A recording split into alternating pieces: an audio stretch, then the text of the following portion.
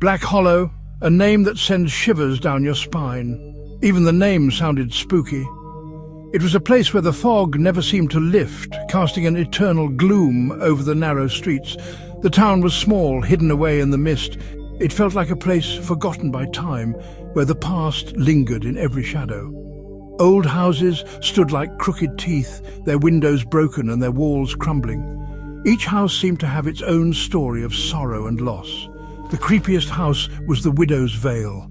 It was a place of legend, a house that no one dared to approach. It sat on a hill, windows like empty eyes staring down at the town. The house seemed to watch, waiting for something or someone. They said a widow vanished there years ago. Her disappearance was shrouded in mystery, and no one ever found out what happened to her. No one dared to go near.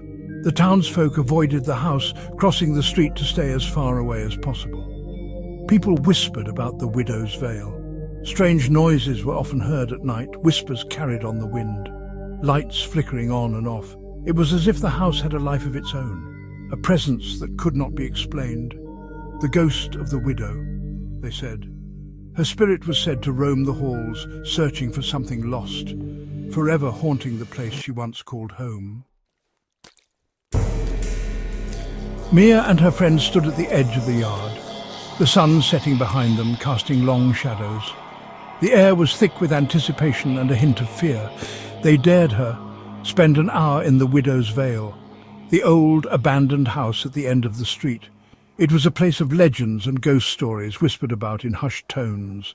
Mia was scared, but she wouldn't admit it. Her heart pounded in her chest, but she kept her face calm, determined not to show any weakness. "Easy," she said, trying to sound tough, her voice steady despite the fear gnawing at her insides. She couldn't back down now, not in front of her friends. She pushed open the creaking gate, the sound echoing in the stillness of the night. It felt like the gate hadn't been opened in years. The air turned cold.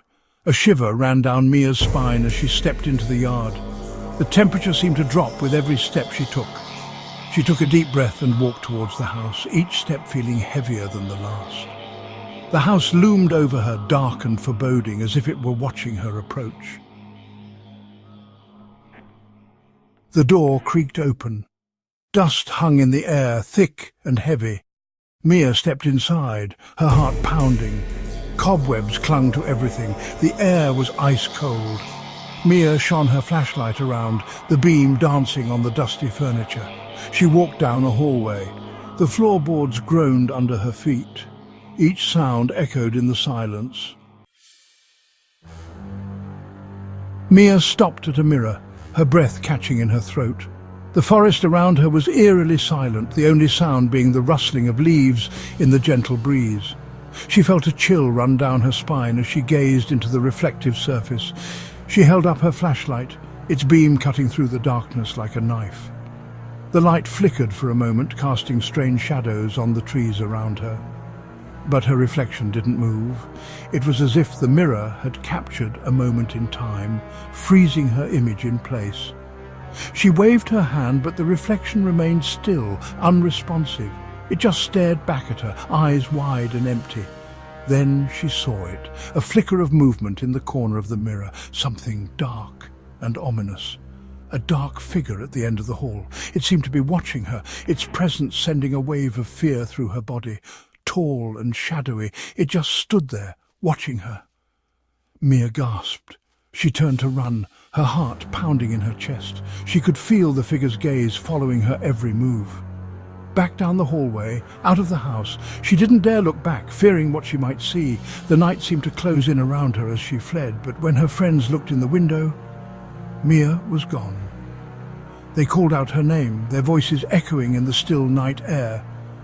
But there was no response. All they saw was her flashlight lying on the floor, its beam still shining weakly. It was as if she had vanished into thin air, leaving only the light behind, and a shadowy figure standing in the window smiling.